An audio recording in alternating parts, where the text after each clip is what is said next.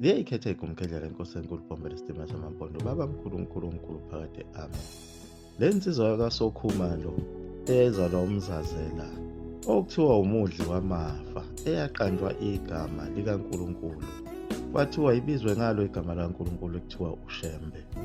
Ngecebo lakhe uNkulunkulu ukuthi igama lakhe alande emhlabeni lingapheli lihlale libizwa ngaso sonke isikhathi. Nala bantwana engazizalelanga ngokwabo abantwana bakaNkulunkulu phela abazalwe ngakho kusetshenziswa kwawo umzimba wakhe kanye nawo amakhosikazi akhe. Abafani futhi naye futhi nabo bobabili labantwana abafani futhi abafani nalezi ezinye izingane zakhe azizele. Kodwa inkinga anayo lelizwe alikaze limtshele ukuthi akabaqambe amagama athi. Ilapho azicabangela yena khona ukuthi labantwana akabaqambe amagama. Lona kuyena amzalile kuqala uzalwa unkosikazi wakhe omncane uMangwenya. Lona phela kade umbhabhadisa khona emanzini.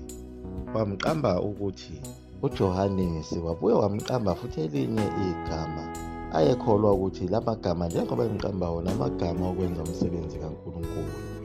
Wathi nguGalile. Ekususela khona phela laphayana kutheni naye waqanjwa lona igama ngalesi sikhathi esebhabhadisiwe igama lokwenza umsebenzi kaNkulunkulu abamuthi u-Isaya. Kanti naye umntwana lona owesibili amtholayo yamthola unkosikazi wakhe wesibili uMasigasa wamqamba igama elithi Amos. Ngenxa yakho phela ukuthi kwakungabantwana bakaNkulunkulu wasemqamba elinye igama elithi Khula.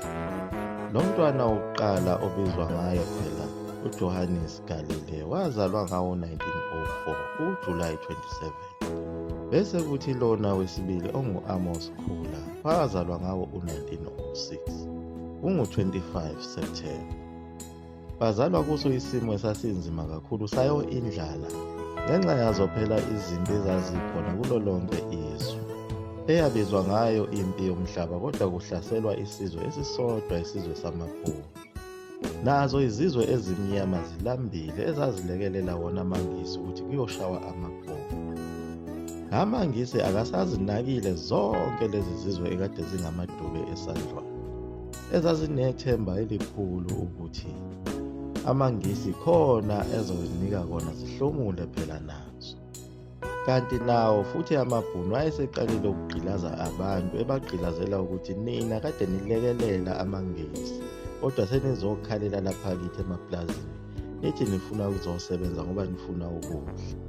Sizonigqilaza. Baqala lapho-ke ukutsha phakathi kwabantu abamnyama nawo amabhunu ukuthi lo muntu omnyama akazazi ukuthi ufunani uthi ehlezi lapha eSouth Africa ebelekelela amangisi. Nawo futhi amaNdiya azithola ekwenkulu inkinga nawo njengoba ekade lekelela wona amangisi ecabanga ukuthi nawo kukhona azohlomula ngabo. AmaNdiya phela lawa ayeholwa uyena uGandhi. Iwona phela ilekelela amangisi laphana ayebizwa ngayo i-ambulance ngenxa ukuthi ababebhandisha wona amangisi ayesedutshuliwe limele kuyo impi yamabhunu namangisi. Bebabhandisha bebathunga amanxeba ematendeni ayekhandwe uye uGandhi. Kodwa nabo akukho abakuzuzayo bathola khona phela ukugqilazwa.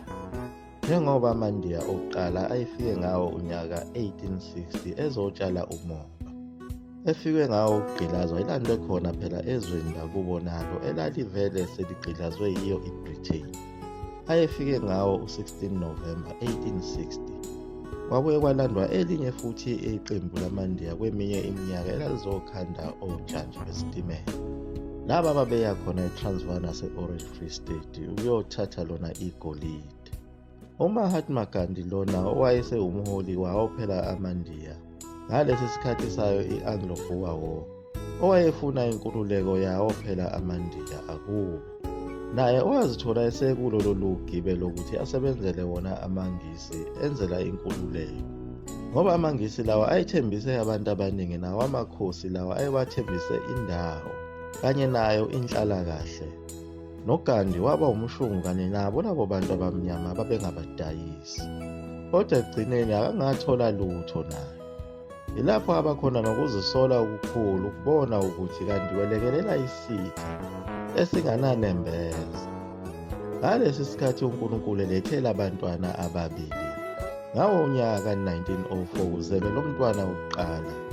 uNkulunkulu washiya isibhicongo semvula. Esasingajahe ndawo silokhu sina kancane kancane okwaholela ukuthi kudaleke izikhukhula kuzwelonke. Lezi zikhukhula zaba umthelela omubi kakhulu kuwo amapulazi abo abelungu. Zashaya zabhuqa konke ukudla lokhu ababeqhoshe ngakho ukuthi bazothumba ngakho abantu abamnyama. Njengoba abantu abamnyama babelambile beza phela ngokuzokhosoza kuwo amasimu abelungu. Lezi zikhukhula azibhilitanga ezindaweni zabantu abamnyama, lokho kwaholela ukuthi abantu abamnyama kube yibona manje asebenokudla. Nayo imfuyo yawo le yayithathwe yibo abelungu yaqala manje ukuchuma futhi imfuyo kabusha ebantwini abamnyama. Izinkomo izimbuzi zanonophala kakhulu. Libuyile izwe kubantu abamnyama, baqala futhi injabulo yabo kwangathi iyabuya. Ucula amajuba emasimini athi amdoko amabele avuthiwe ehlanzeni. Iyadla indoda yebheshu manje isiyasutha. Yilowo kwamcasula kakhulu umlungu ukuthi laba abantu ababegolozile ukuzosebenzela yena umlungu ezimobeni waze walanda amandiya. Baphinde bagoloza futhi ukuza esontweni lakhe lo mlungu, babonakala sebejabule kakhulu. Abelungu laba babevele benobuqili nalo uhlelo lokuthi uma besenkingeni bazikhiphe ngakho ukuthi bagqilaze umuntu omnyama. Njengoba babekwenzile ngalesiya sikhathi emabhonweni, bewafaka umoya ukuthi abakhokhisa abantu abamnyama intela ukuze bezoba nemali yokukhanda amadolobha abo. Lamabhunu agcine ebajikele bona abelungu abashaya ngesibhamu ngenxa yokufika nale ntela yabo ebhedayo. Njengoba nawo amangisi eselahlekelwe yizo zonke izinto akade enazo, abesefuna ukugqilaza abantu abamnyama ngayo intela ukuze bezobuyisa umnotho wabo phela olahlekile. Bephinde bevuselele nazo izakhiwo emadolobheni abo ezibulawe yiwo uzamcolo. Lowo mthetho phela umthetho wasemandulo wawo amangisi, lona phela igumgedlela elike lakhuluma ngawo owubhalwe kuyo incwadi kaKing Leopold ukuthi abantu abamnyama bakhokhiswe intela, benikeliswe nasemasontweni ukuze kukhandwe amadolobha abo abelungu kanye namabhizinisi abo abelungu ukuze bazizuzele umcelo. Ikhona leyo ndaba ku-part 84, 85 and 86. Incwadi phela ibhalwe uye uKing Leopold yokugqilaza abantu nakuwo amabandla. Lapha ibhale khona ukuthi inhloso yokufika kwevangeli lobuKristu kwakungekhona ukuthi kufundiswe abantu ngaye uNkulunkulu, kodwa kwakuyicebo lokuthi bagqilazwe ebese bekhuphiswa yona intela ukuze izokhanda amadolobha abo. Lapho kwasiza khona umfana omncane u-Okoko, okuyena owayibamba le ncwadi ukuthi hawu labelungu babethi beze nenkolo nje lapha, kanti inhloso yokuzogqilaza abantu. Nakhona lapha ezweni lase-South Africa babesaqhubeka nayo-ke leyo ngqondo yabo abelungu, bekhanda lona icebo lokuthi bafuna ukuphinda futhi bezodla zona izinkomo zabantu abamnyama kanye nezimbuzi, besebenzisa yona phela intela lena bake bagqilaza ngayo inkosi uLangalibalele, inkosi yamaHlubi, eyagcina nayo sebeyibophile ngenxa yokugoloza ukukhokha lentela. Phela lentela babevele beyikhokha abakwaZulu, ukuthi nje base befuna ukubafakela enye intela ngaphezulu, intela yobuqili, ngoba phela abantu ngaleso sikhathi babekhokha yona intela yamaqhugwane lawa ababehlala kuwo. Ngecebo lokuthi abelungu babevele bezinyanya lezi zindlu zamaqhugwane ngoba zazinika laba bantu abamnyama amandla. Make wangena kuyo le ndlu lena uphume sewubhememe. Babephinde futhi bakhokhele nayo intela yezinja kanye nayo intela yomshado.